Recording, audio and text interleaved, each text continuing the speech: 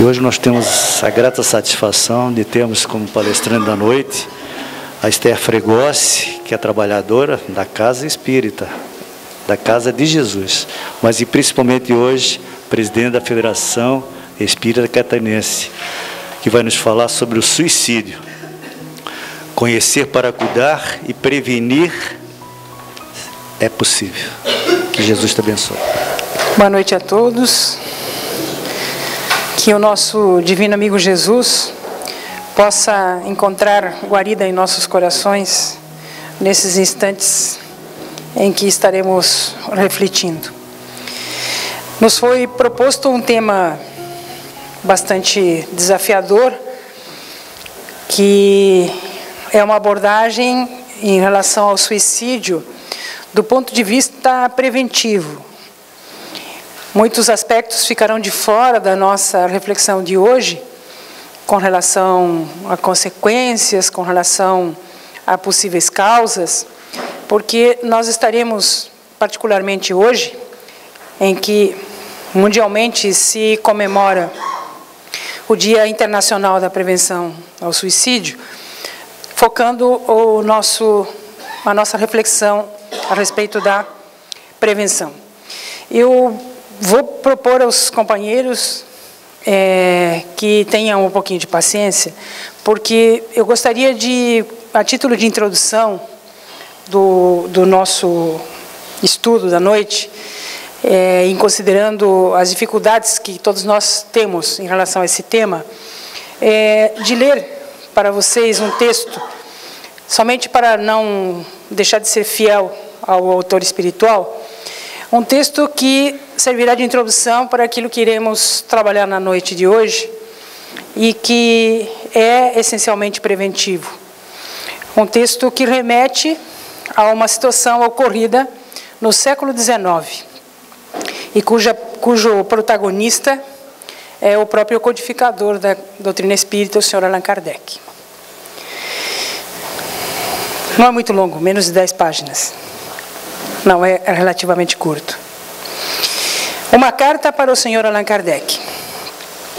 Allan Kardec, o codificador da doutrina espírita, naquela triste e fria manhã de abril de 1860, estava exausto e acabrunhado. Muito embora a consolidação da Sociedade Espírita de Paris, o primeiro centro espírita do mundo fundado por Allan Kardec, e a promissora venda dos livros espíritas, escasseava o recurso para a obra gigantesca que os espíritos superiores haviam colocado nas suas mãos. A pressão aumentava. Missivas sarcásticas avolumavam-se à sua mesa.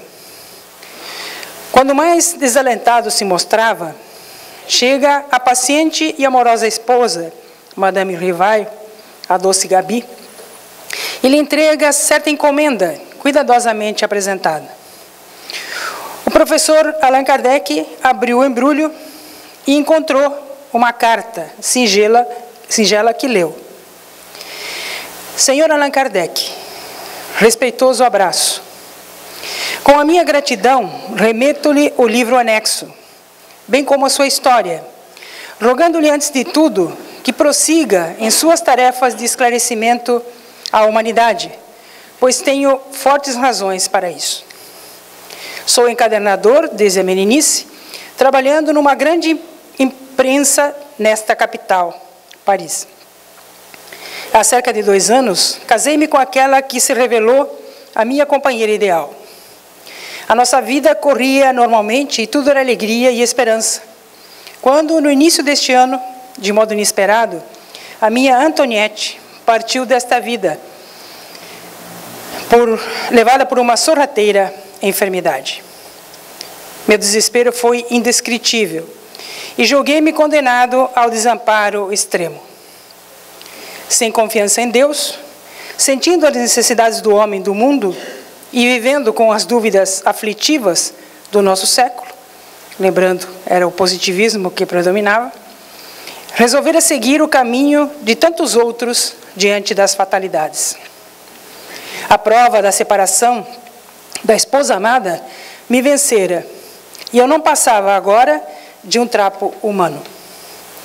Faltava ao trabalho e o meu chefe, que era rígido e ríspido, ameaçava-me com a dispensa. As minhas forças fugiram. Diversas vezes namorei o rio Sena e acabei planejando o suicídio. Seria fácil, pensei. As águas são geladas e eu não sei nadar. Sucediam-se noites de insônia e dias de angústia. Até que um dia, numa madrugada fria, quando as preocupações e o desânimo me dominaram mais fortemente, busquei a Ponte Marie. Olhei em torno, contemplando a correnteza do rio Sena, e, ao fixar a mão direita no parapeito para atirar-me, toquei em um objeto molhado que se deslocou da murada e caiu aos meus pés. Surpreendido, distingui um livro que o orvalho umedecera.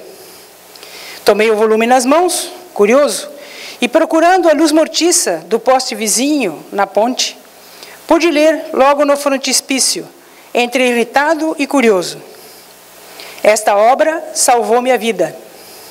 Leia-a com atenção e tenha um bom proveito. Assinado A. Laurent. Estupefato, abri a obra e li, na sua contracapa, o seu título: O Livro dos Espíritos. Este livro, que agora lhe remeto, acrescentei breve mensagem, e esse volume que passo agora às suas mãos abnegadas, autorizando-o ao distinto amigo a fazer dele o que lhe aprover. Ainda constava da mensagem, na carta, agradecimentos finais, a assinatura, a data e o endereço do remetente. O Sr. Allan Kardec desempacotou, então, o exemplar de O Livro dos Espíritos, ricamente encadernado, em cuja capa viu as iniciais do seu pseudônimo, e na página do frontispício, levemente manchada pelo orvalho, leu com emoção, não somente a frase que havia sido citada, mas também outra em letra bem firme. Logo abaixo: salvou-me também. Deus abençoe as almas que cooperaram em sua publicação. José Perrier. Após a leitura da carta providencial, o Sr. Rivaio, Allan Kardec, experimentou uma nova luz a banhá-lo por dentro. Aconchegando o livro ao peito, raciocinava não mais em termos de desânimo ou sofrimento, mas sim na pauta de radiosa esperança. Era preciso continuar, desculpar as injúrias, abraçar o sacrifício e desconhecer as pedradas e o sofrimento. Diante do seu espírito, turbilhonavam o mundo necessitado de renovação e de consolo. Allan Kardec levantou-se da velha poltrona, abriu a janela à sua frente e, contemplando a via pública, por onde passavam operários, mulheres, o povo, as crianças, os velhinhos, o notável obreiro da grande revelação, respirou a longos haustos e, antes de retomar a pena para o serviço costumeiro, levou o lenço aos olhos e limpou uma lágrima. Hilário Silva, psicografia de Francisco Cândido Xavier. Particularmente me toca essa mensagem por duas razões. A primeira é por reconhecer que as dores da alma, elas fazem parte da história da humanidade.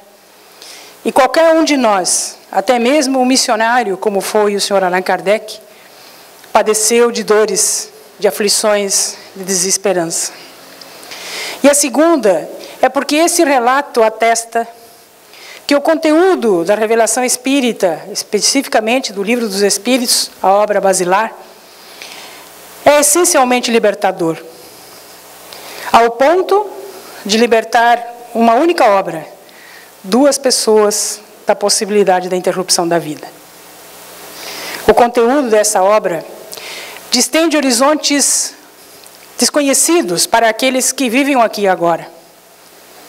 Mesmo aqueles que professam a fé cristã e que acreditam na imortalidade da alma, é uma imortalidade parcial, aquela subjetiva em que não se sabe bem ao certo o que acontecerá ao espírito depois da vida física.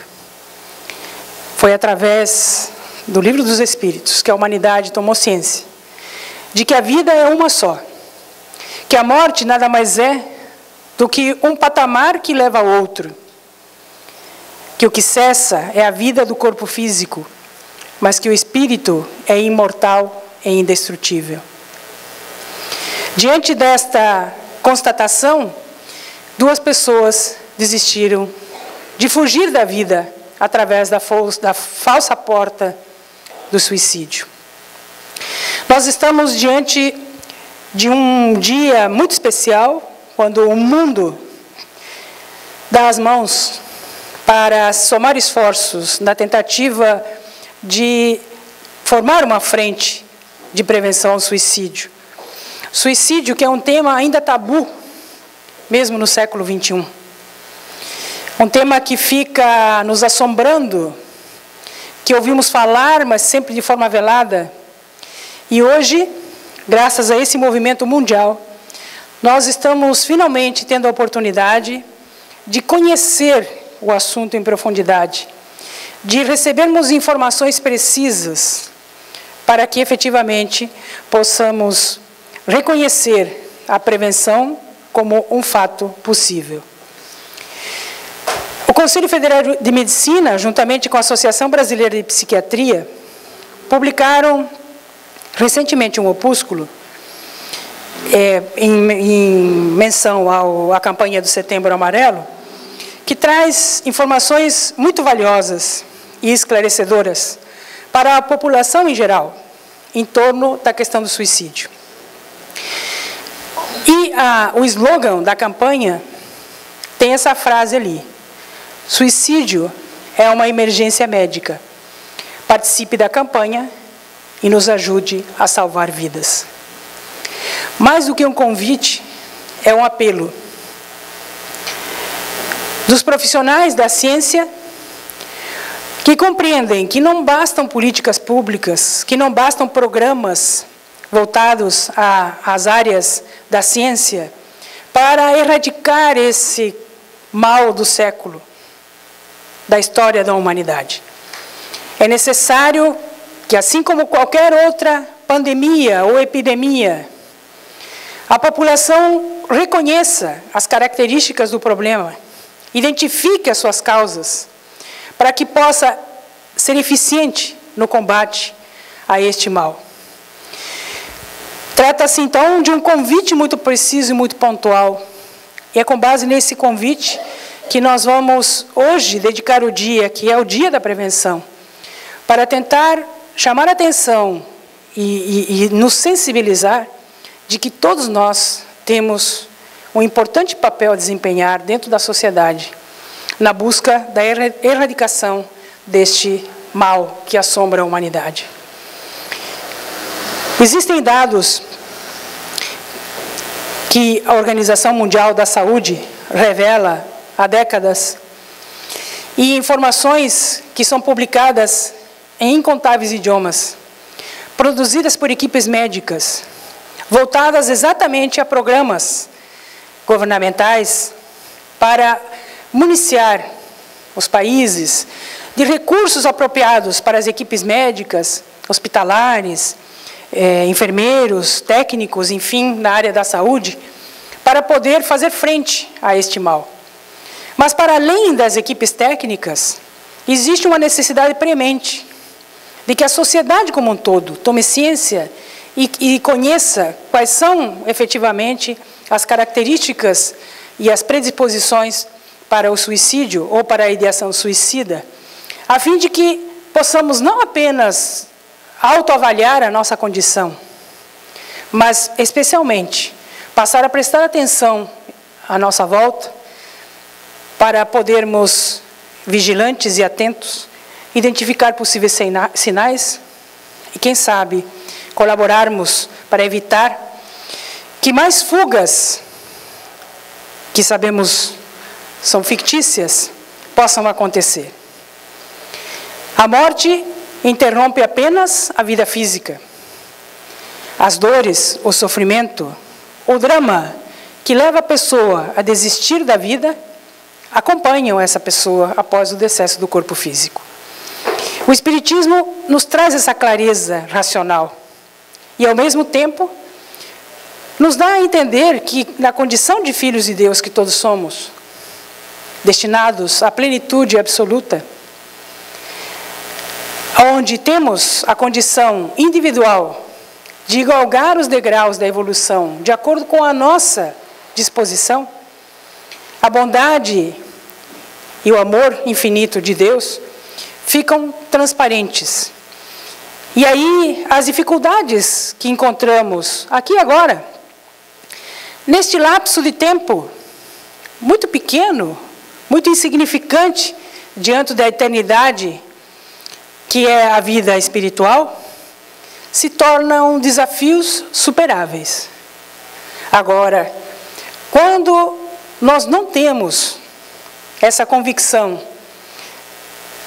da sobrevivência da alma ao processo da morte física, quando duvidamos de que haja, de fato, vida após a morte, aí não há dúvida.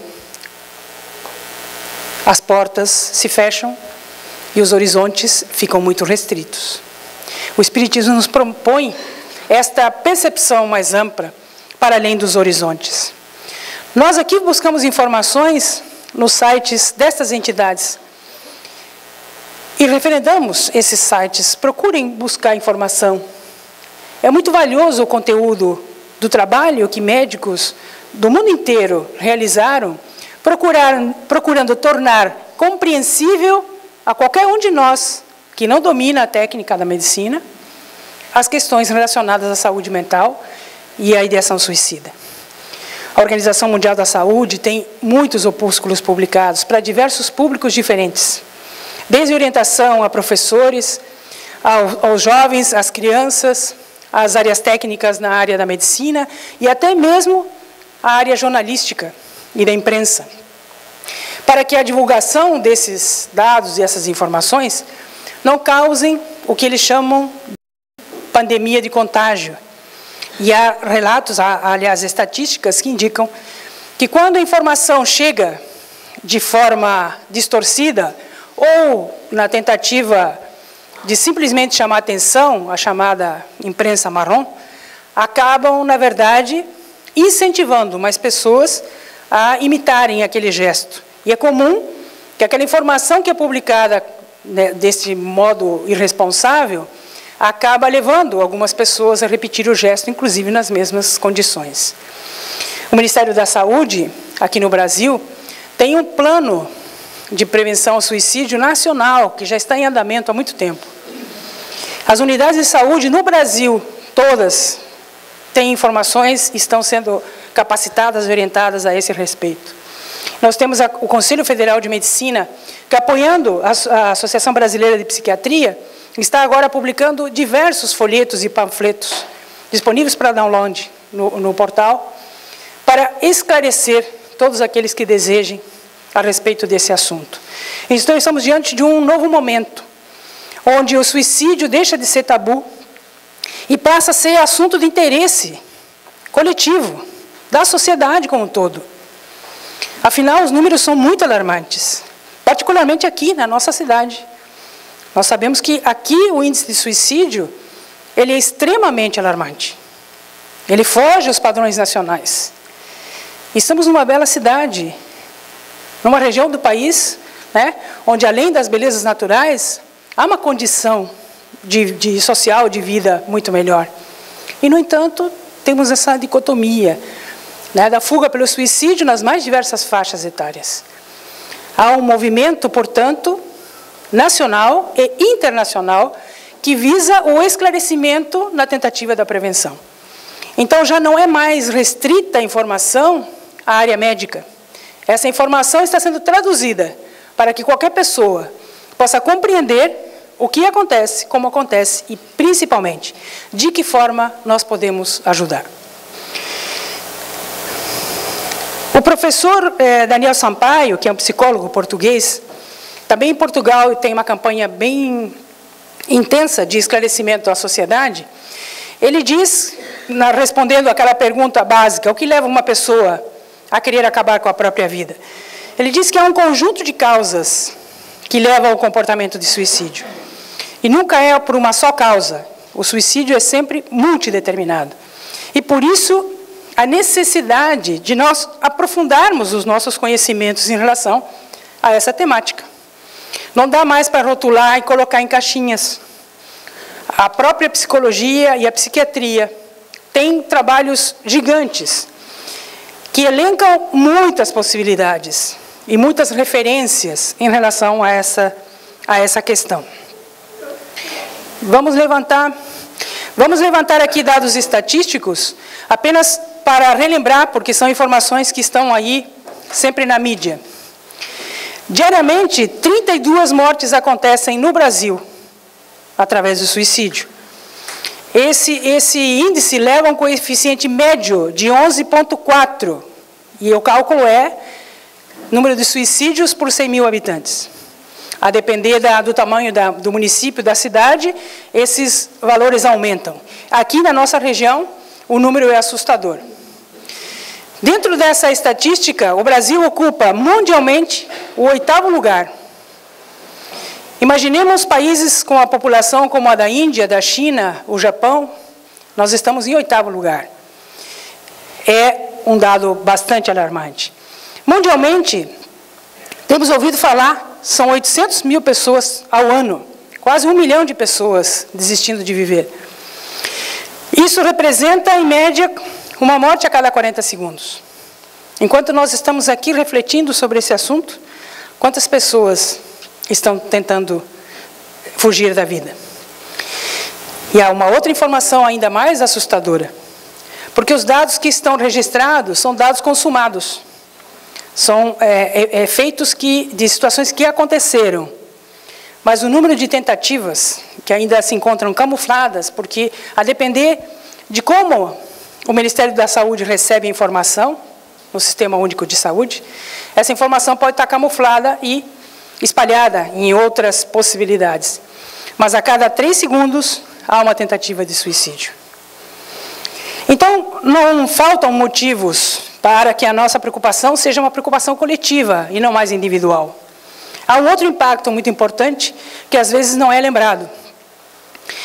Cada suicídio impacta diretamente, em média, em 6 pessoas.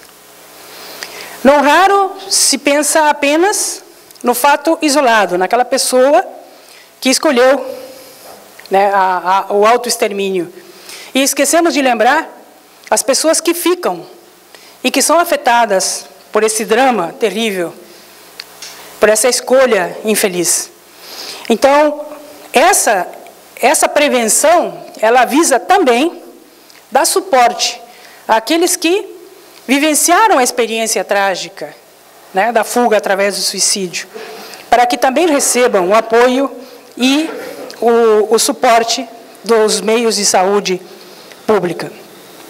Há uma outra informação que é bastante chocante e que ainda está travestida ainda de muito preconceito da nossa parte. A Organização Mundial de Saúde e o Conselho Federal de Medicina aqui no Brasil replica a informação. Dos suicídios registrados, 96,8% estão relacionados a histórico de transtornos mentais. Isso é um fato, e mais uma vez, em cima dos dados concretos que foram colhidos. Quando nós falamos em transtornos mentais, naturalmente, nós temos aquela visão limitada e, não raro, apenas lembramos daquelas situações mais drásticas ou mais graves, das doenças mais inoperantes ou inabilitantes que nós conhecemos.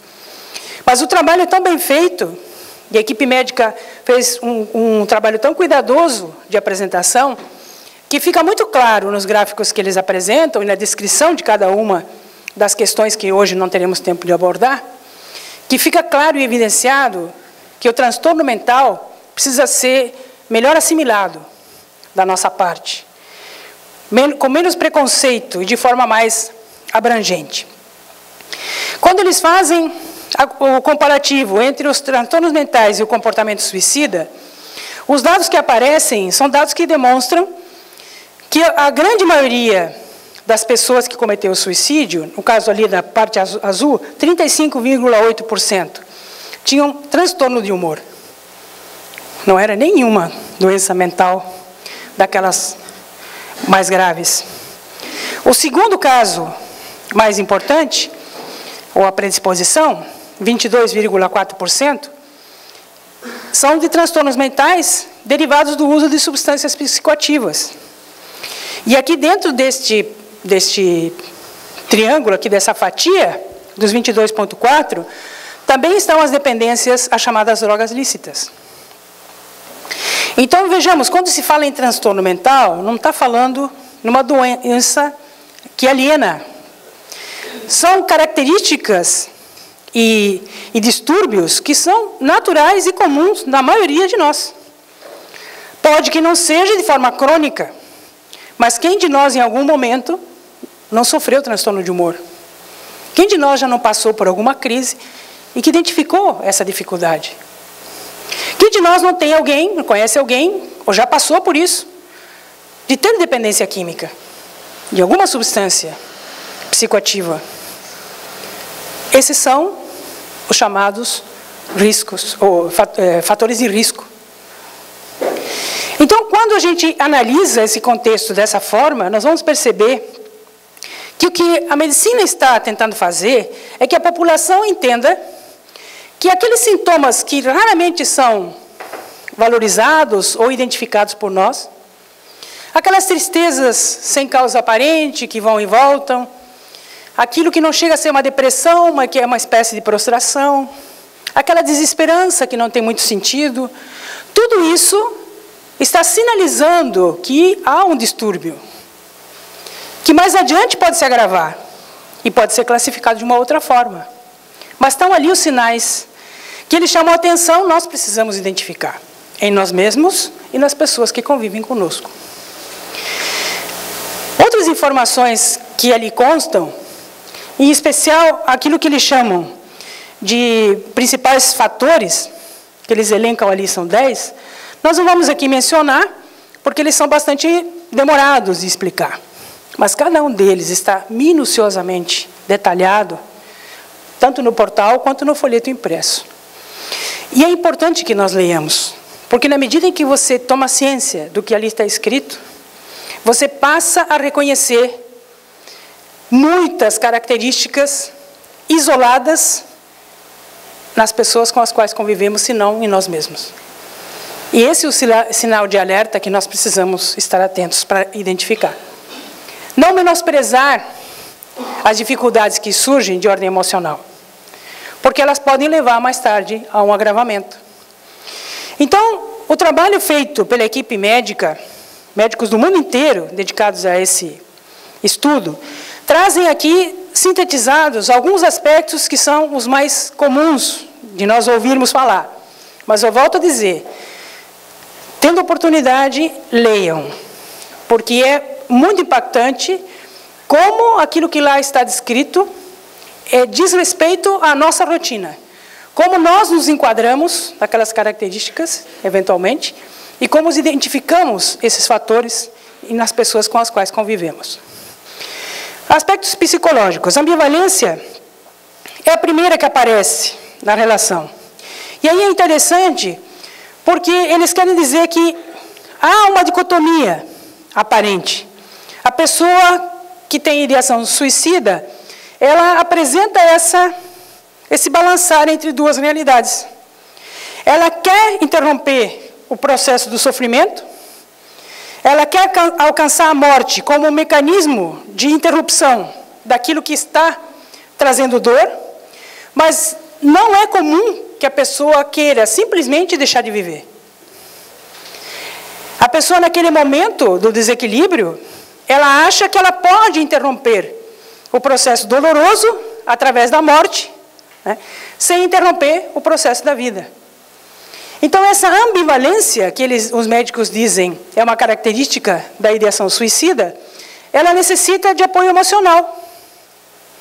E aí é quando fica interessante o trabalho, porque eles mostram que, para além daquilo que a ciência, efetivamente, a medicina pode fazer pelo paciente, há um contributo nosso, de qualquer um de nós que não é da área da medicina, que pode fazer em favor de quem está passando por alguma crise. Apoio emocional. Porque esse apoio emocional aumenta o desejo de viver e diminui o risco de suicídio. A outra questão relevante, impulsividade. Esse é um fator muito comum. O ato de interromper a vida surge no impulso. Há premeditação em muitas situações? Sim, há. Mas o que leva a pessoa a tomar atitude é sempre um gatilho. É aquilo que, no momento ali, detonou a situação. E aí, esse impulso é transitório. Olha o que aconteceu com o exemplo aqui do século XIX. O rapaz ia se jogar no Rio Sena, em pleno inverno. O livro caiu aos seus pés e distraiu ele. Ele chamou a atenção, foi ler, pronto, esqueceu da ideia do suicídio. Evidente que ele desistiu porque ele encontrou ali informações que mudaram a vida dele. Mas as nossas ações de acalmar a crise é uma forma de ganhar tempo. É uma forma de permitir que a pessoa reavalie. Então vejam que são todas situações em que nós todos podemos colaborar sem qualquer problema. A rigidez e a constrição é outra característica. Muitas vezes as pessoas que verbalizam a intenção da interromper a vida, eles são drásticos nas suas posições. E expressam literalmente, né, o desejo de interromper a vida. Mas essa expressão, segundo os psiquiatras, são sinais de alerta. E, de outra forma, é um pedido de ajuda. Então, nós temos que tomar cuidado, porque existem muitos mitos relacionados à questão do suicídio, porque como o suicídio sempre foi um tabu, nunca foi um assunto de interesse coletivo, existem muitas falácias em relação a essa questão. Uma delas é aquela de que a pessoa que fala que vai se matar não se mata. Essa é a mais absoluta inverdade. Quem diz que vai se matar, ela quer se matar, e vai se matar na hora que tiver o impulso, na hora que o gatilho surgir. Então, a nossa percepção desta situação é de intervir no sentido de evitar que essa crise aconteça e que ela possa repensar. Então, essa expressão de alerta e pedido de ajuda é mais um momento em que nós podemos colaborar e contribuir nesse processo. Sinais de alerta. Os sentimentos, a chamada regra dos 4 Ds. Depressão, desesperança, desamparo e desespero. Há circunstâncias em que nós nos enquadramos nos 4 Ds. Mas quantos momentos isolados na nossa vida nós nos deparamos com um desses Ds? E muitas vezes ficamos de braço dado com esse D durante algum tempo. Sem procurar ajuda médica, sem conversar com ninguém, guardando para nós mesmos essa dificuldade.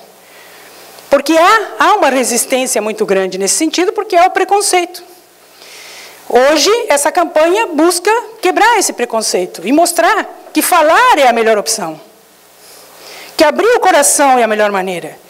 E, de outro lado, ter ouvidos de ouvir, sem julgamento, sem cobrança, sem imposição de ideias, apenas oferecer o ombro. Porque a pessoa descarrega, né, faz a catarse e se renova.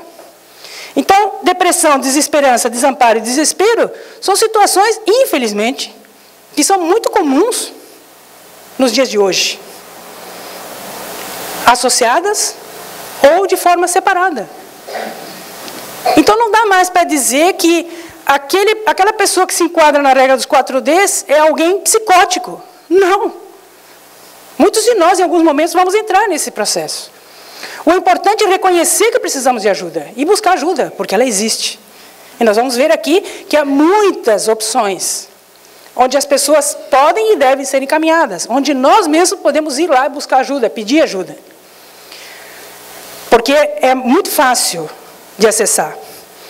Os pensamentos, aqueles, eu preferia estar morto, eu não posso fazer nada, não aguento mais, são esses sinais que mostram que a pessoa está fragilizada. Ela precisa de apoio. Ela precisa de uma mão. Então, se nós tomarmos ciência, através da ciência, de como lidar com essa situação, nós estaremos aptos a colaborar e não atrapalhar. A ajudar e não julgar, e às vezes tornar a situação ainda mais difícil para a pessoa. São posturas e são opções que hoje a ciência coloca à nossa disposição. Então, o problema do suicídio não é mais e somente um problema da ciência médica. É um problema de todos nós. A depressão é o mal do século. Em 2017, o último levantamento do Ministério da Saúde registrou 12 milhões de depressivos no Brasil. 20% de acréscimo em relação aos 5 anos anteriores. Depressão é um gatilho, é uma porta. Então, nós precisamos reconhecer que essas dificuldades, elas podem ser contornadas e que existem recursos para isso. Que nós, como sociedade, podemos ajudar, encaminhando as pessoas para os lugares certos, orientando dentro das regras que ali são colocadas, mas, fundamentalmente, esclarecendo. Porque, não raro, quando nós recomendamos para um amigo, um familiar, procurar um psicólogo, um psiquiatra, é como se nós tivéssemos ofendido. Como se essa recomendação fosse uma ofensa. E não é. Porque é uma necessidade. Todos nós vamos precisar. Que bom seria se a saúde pública tivesse à disposição, à nossa disposição, psicólogos tempo integral para todos nós, o tempo inteiro. Muitos dos nossos problemas estariam resolvidos, mas a maioria de nós, principalmente, não tem condições de pagar, né? Parece que ficam restritos, e hoje não estão mais. Porque hoje há programas que trabalham com essas questões que nós vamos ver agora. Existem esses materiais que são disponíveis.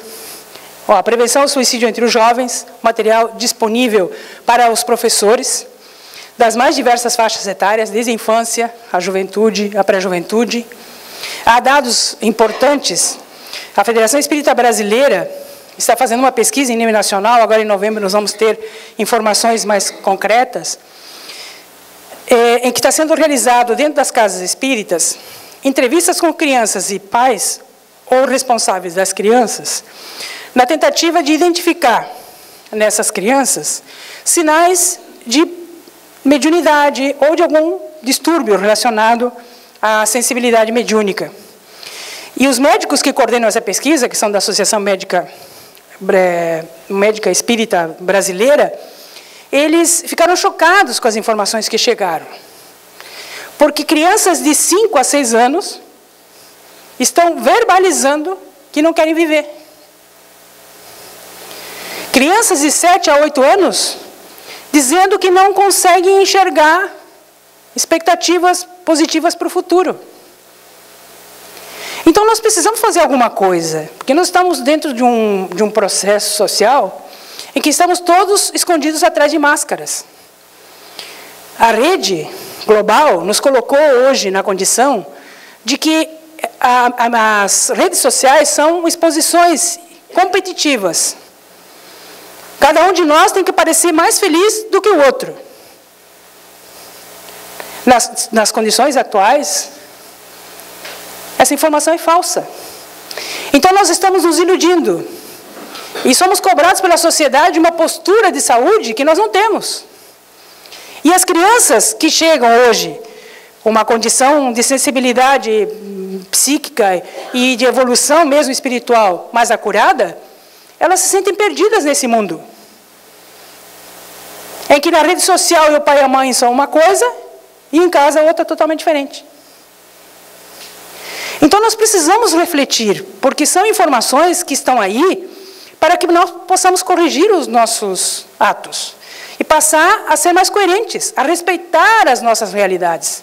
Ninguém é obrigado a ser 100% feliz. Muito pelo contrário, a maioria das vezes nós não estamos felizes. Mas isso não quer dizer que a vida não vale a pena.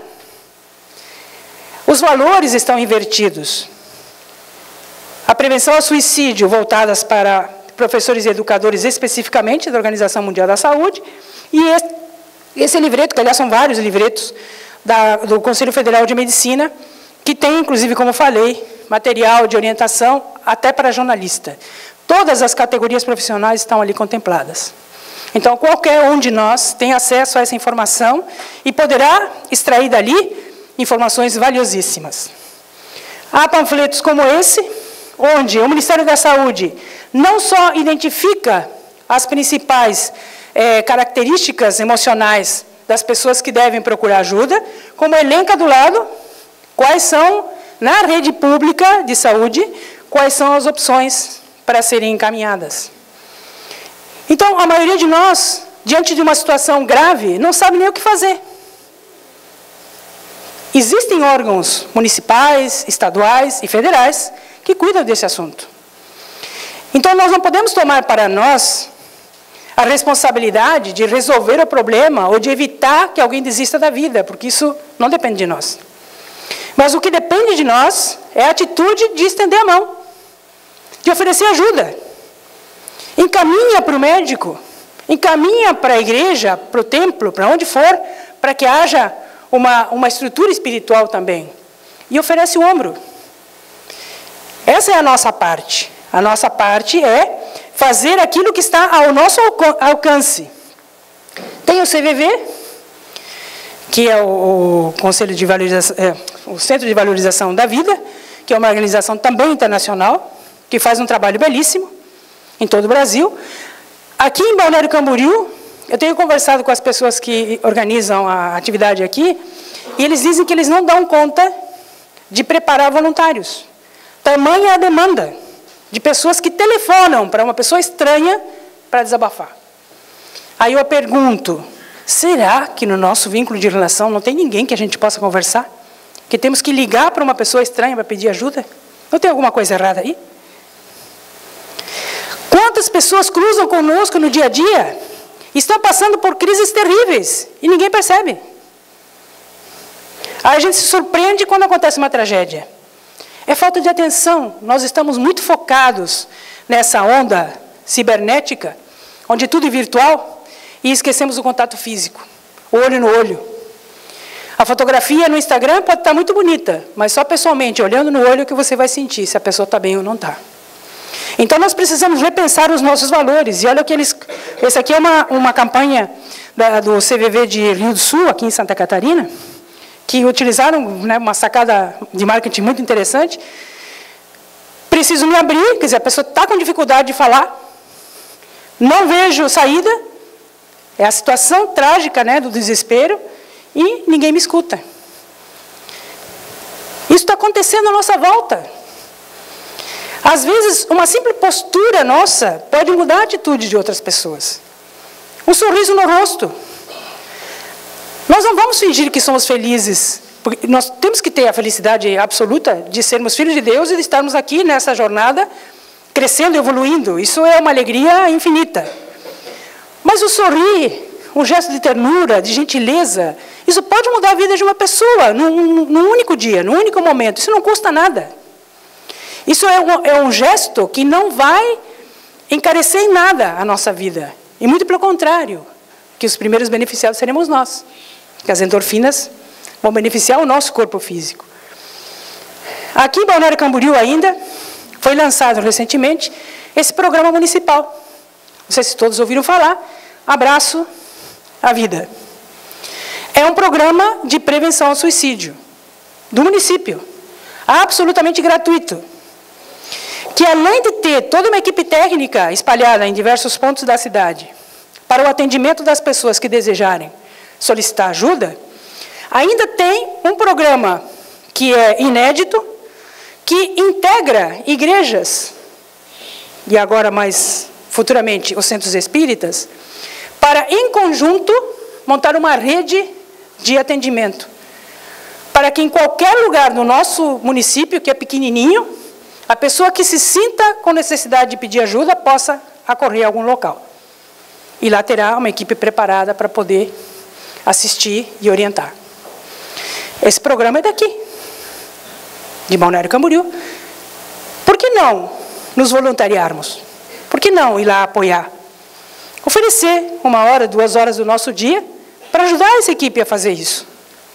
A reverter esse quadro sombrio de uma cidade tão bela que tem como histórico, né, uma incidência de suicídio fora do padrão para o sul do Brasil.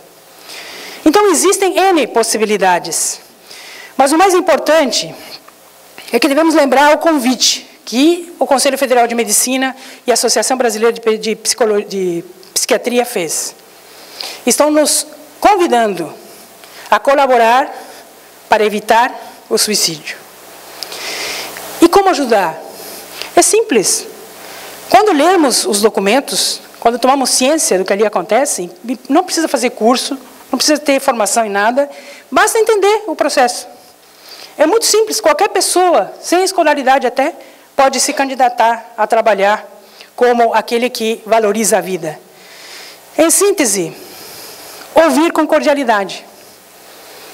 Principalmente quando o problema é com alguém do nosso vínculo familiar, da nossa amizade, tendemos a ser mais rigorosos.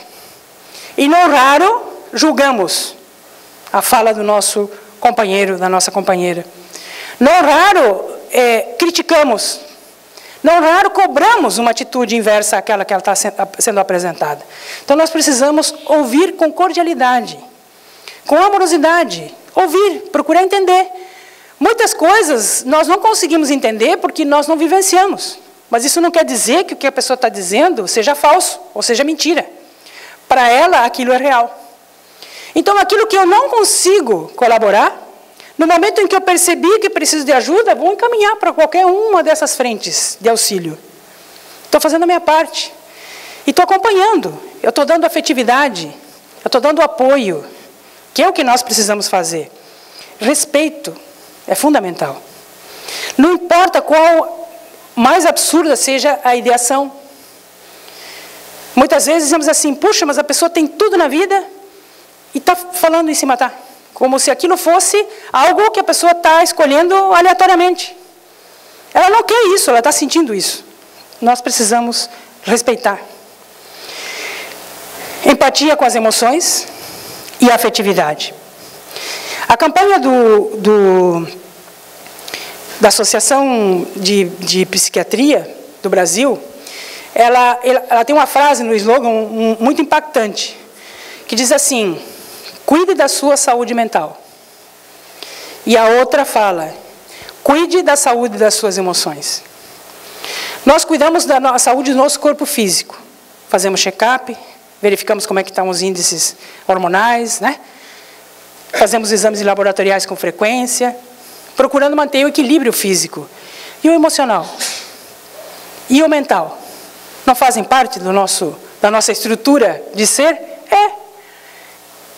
Então, precisamos realmente cuidar mais das nossas emoções, cuidar mais da nossa saúde mental. André Trigueiro, jornalista famoso, e que é espírita, ele teve a coragem de sair pelo mundo, chamando a atenção, daquele jeito dele, né, enfático dele de ser, chamando a atenção para a necessidade de todos nós abraçarmos a causa da prevenção. Mostrando o que é possível se fazer. Identificando os índices em cada uma das regiões do país. Ele veio aqui a Balneário Camboriú ano retrasado e trouxe dados recentes, dos números que nós desconhecíamos. André está fazendo da sua vida esse trabalho. Ele desiste de opções pessoais para conciliar com a sua profissão esse trabalho voluntário de gritar ao mundo que nós precisamos fazer alguma coisa contra a epidemia da depressão e do suicídio. Esse livro, Viver é a Melhor Opção, é uma obra excelente. Tem na livraria aqui embaixo. Não é um livro espírita. André é espírita. A obra não é espírita, é uma obra técnica. Tem ainda uma outra obra recomendada para aqueles de nós que queremos melhor entender esse processo. Especialmente aqueles de nós que já tivemos próximos de nós uma experiência de suicídio. Paula Fontanelli, também jornalista no Brasil, radicada agora nos Estados Unidos, ela vivenciou uma experiência muito traumática.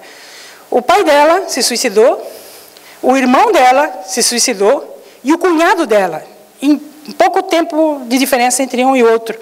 E ela resolveu investigar o que estava acontecendo e ela produziu esse trabalho, que é um livro difícil de ler, não há dúvida, mas que, de outro lado, é muito confortante. Ela entrevista pessoas que tentaram suicídio e que sobreviveram. e que hoje têm uma outra perspectiva da vida. Entrevistam as pessoas, familiares, né, que ela chama de sobreviventes ao impacto do suicídio. E a obra dela chama-se Suicídio, o Futuro Interrompido. É uma obra muito boa, recomendada também para ler. Mas a obra que efetivamente nós, além do Evangelho segundo o Espiritismo, evidentemente, que nós recomendamos é a obra que Allan Kardec publicou no dia 1º de agosto de 1865. O Céu e o Inferno, ou a Justiça Divina. Esta obra, o codificador relata, não só, tem duas partes, não só essa questão filosófica, né, de céu e inferno. Ele fala da justiça efetivamente divina, ele descreve o que ele chama de o passamento, o fenômeno da morte, de forma a que qualquer um de nós saiba exatamente o que é. Não precisa ter medo desse fenômeno, porque é um fenômeno apenas biológico. O ser espiritual permanece vivo, mas é claro que quanto mais nós dominarmos esse mecanismo, mais facilmente será o chamado passamento. Mas o que mais de interessante essa obra tem, escrita no século XIX, olha a coragem do codificador. Se hoje o suicídio ainda é tabu, no século XIX, ele publicar um capítulo inteiro, o 5º capítulo, sobre suicidas, e ele entrevistar espíritos que se suicidaram, é de uma coragem sem tamanho. Então ali nós vamos ter referências pontuais, do ponto de vista do espírito, do que representa o suicídio. É uma porta falsa, não há dúvida nenhuma.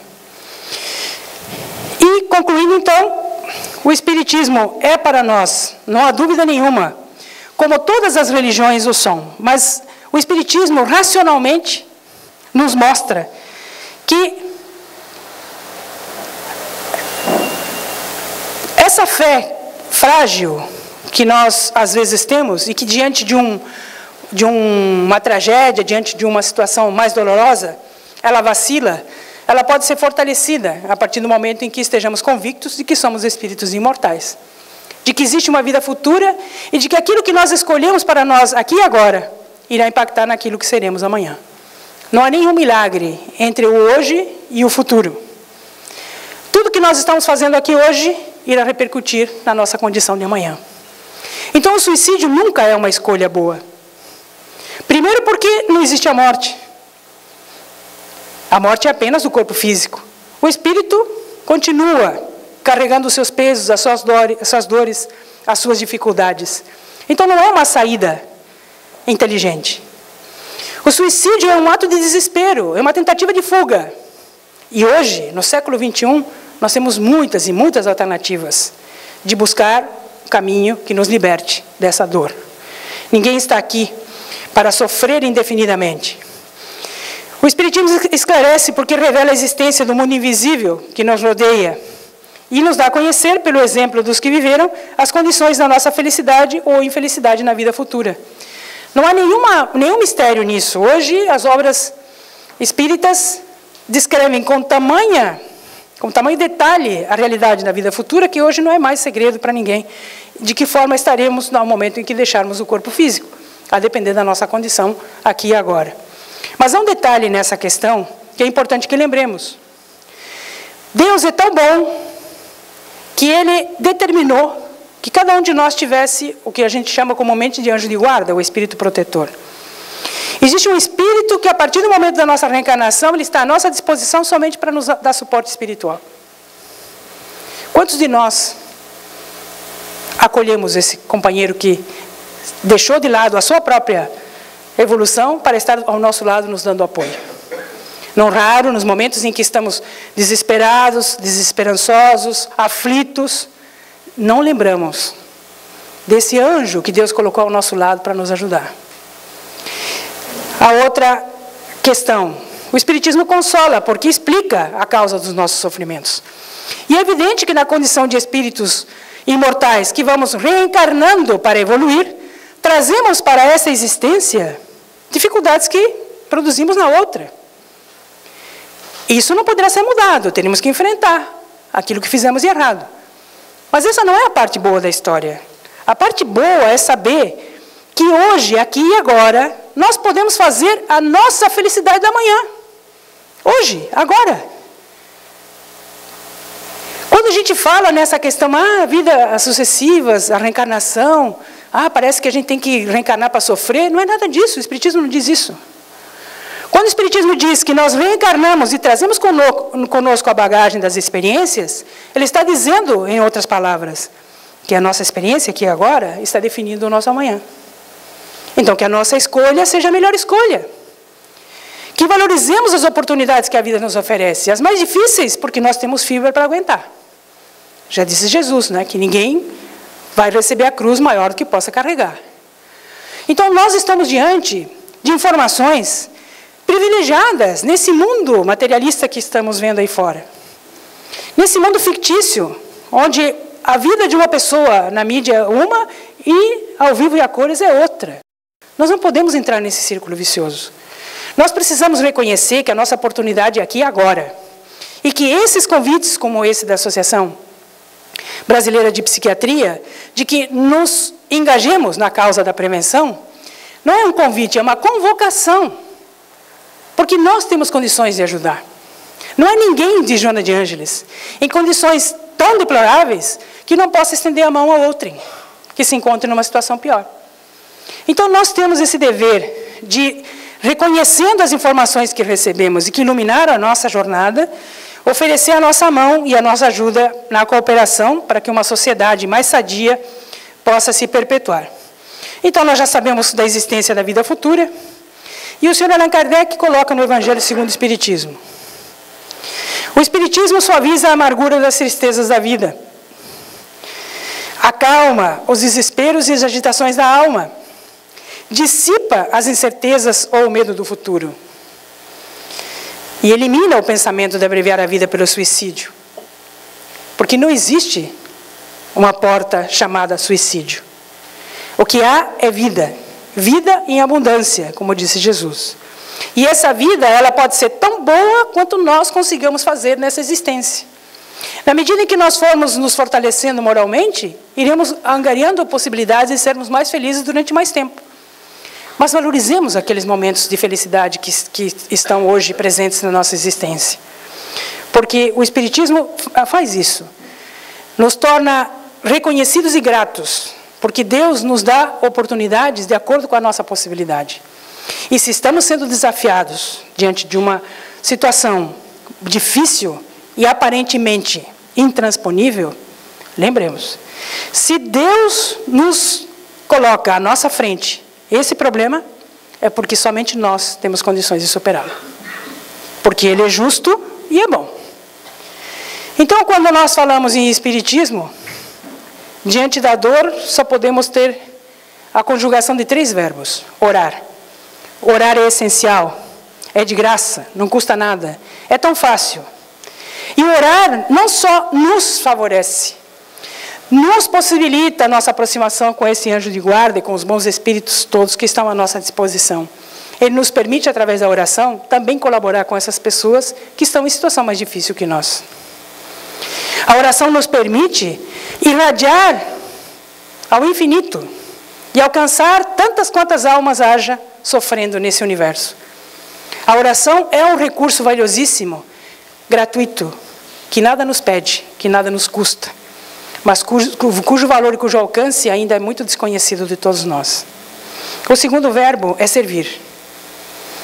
Não há outro meio de sairmos do círculo vicioso da nossa dor do que tratar da dor do outro. É uma forma de minimizarmos o nosso sofrimento para podermos estender a mão a quem está precisando. Servir, servir o tempo todo, a todo momento, como Jesus fez. E por último, amar. Que talvez devesse ser o primeiro.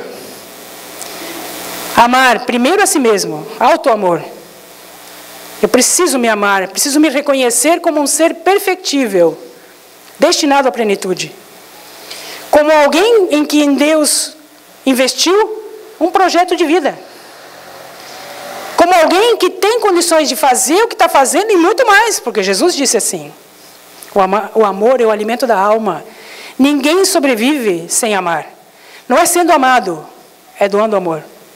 É amar as pessoas à nossa volta, amar os animais, amar as plantas, amar a natureza. A expressão do amor é o alimento da alma.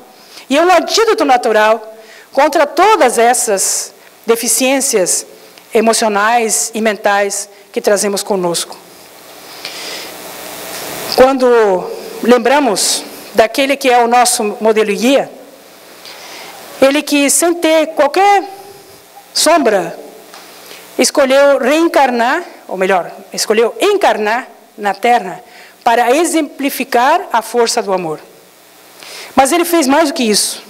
Talvez antecipando que nós tivéssemos alguma dúvida de que a morte não existe, ele voltou da morte, ele superou a morte. E naquilo que os históricos registram como a ressurreição, ele volta do túmulo para dizer que a vida é eterna, é indestrutível. E que cada um de nós está fadado a ser aquilo que ele foi. Então, que Jesus seja o nosso modelo e que ele possa ser o nosso refúgio, para que busquemos nele inspiração, para podermos, dentro das nossas condições, primeiro, ajudar a nós mesmos, para depois estender a mão e ajudar o próximo. Para encerrar, eu gostaria de ler uma poesia breve de Maria Dolores, Espírito, psicografia de Francisco Cândido Xavier.